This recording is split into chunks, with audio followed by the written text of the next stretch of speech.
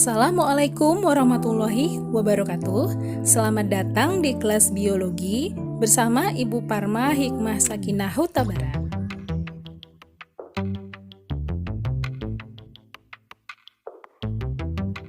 Di video kali ini kita akan melanjutkan materi pencemaran lingkungan. Nah, di video kali ini kita akan membahas tentang pencemaran udara. Silakan perhatikan video ini sampai selesai dan pastikan kalian paham dengan materi yang akan Ibu sampaikan.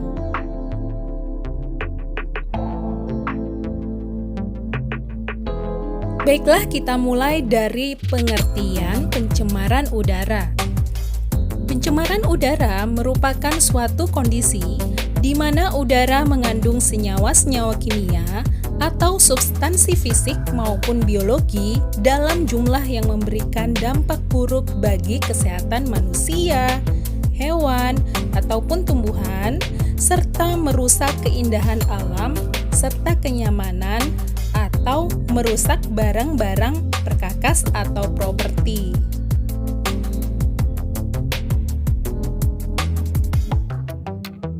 Ada dua macam pencemaran udara, yaitu pencemaran udara primer dan pencemaran udara sekunder.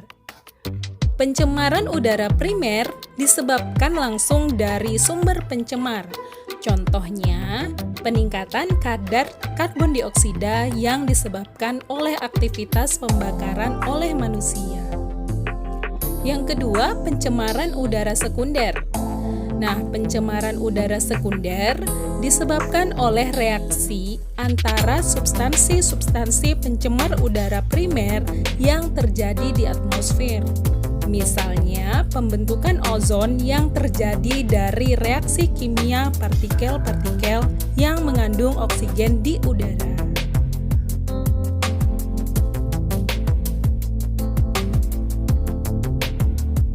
Pencemaran udara dapat terjadi karena adanya aktivitas alam dan aktivitas manusia.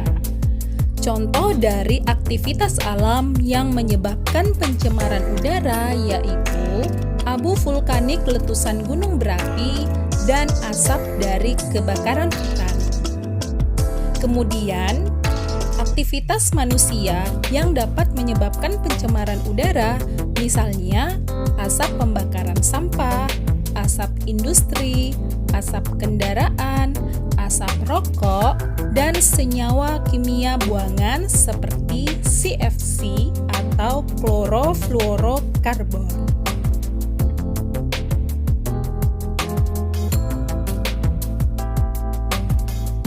Pencemaran udara mengakibatkan kerugian bagi banyak organisme penghuni bumi. Berikut ini dampak dari pencemaran udara. Yang pertama, gangguan pada kesehatan, misalnya ISPA atau infeksi saluran pernafasan. Penurunan kualitas udara akibat pencemaran menimbulkan berbagai penyakit, terutama penyakit pernafasan. Yang kedua, hujan asam. Abu vulkanik dari meletusnya gunung berapi membuat udara tercemar dan memicu terpicunya hujan asam. Hujan asam mengandung senyawa sulfur yang bersifat asam. Kondisi asam ini dapat mematikan tanaman setempat. Oleh karena itu, kita sering menemui begitu banyak tanaman dan pohon yang rusak akibat hujan asam atau abu vulkanik. Yang ketiga, efek rumah kaca.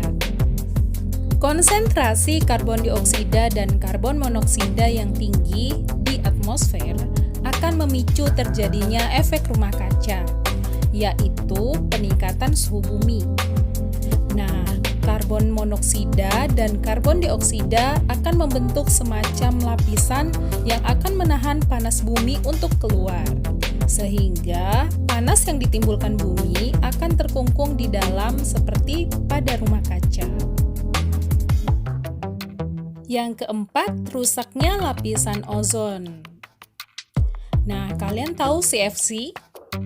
Ya, CFC merupakan senyawa yang sering digunakan dalam produk-produk pendingin seperti freezer dan AC. Nah, ketika CFC terurai di atmosfer, maka akan memicu reaksi dengan oksigen penyusun ozon. Dengan demikian, ozon akan terurai yang menyebabkan lapisan ozon berlubang. Padahal lapisan ozon berfungsi sebagai pelindung bumi dari panas yang dipancarkan oleh matahari. Nah, sinar UV yang dihasilkan oleh matahari dapat memicu kanker. Dengan adanya ozon, masuknya sinar UV ini akan diredam sehingga dampak yang ditimbulkan lebih sedikit.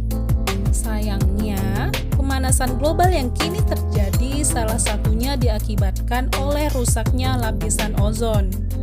Pada saat ini, CFC untuk pendingin dan aerosol telah diganti dengan bahan lain yang lebih ramah lingkungan.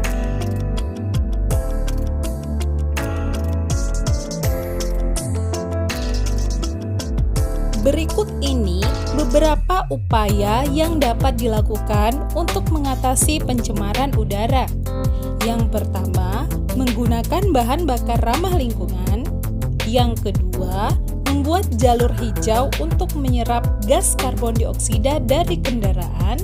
Yang ketiga, membuat air mancur di tempat padat manusia untuk menurunkan suhu udara. Dan yang keempat, mengurangi pemakaian AC yang mengandung CFC.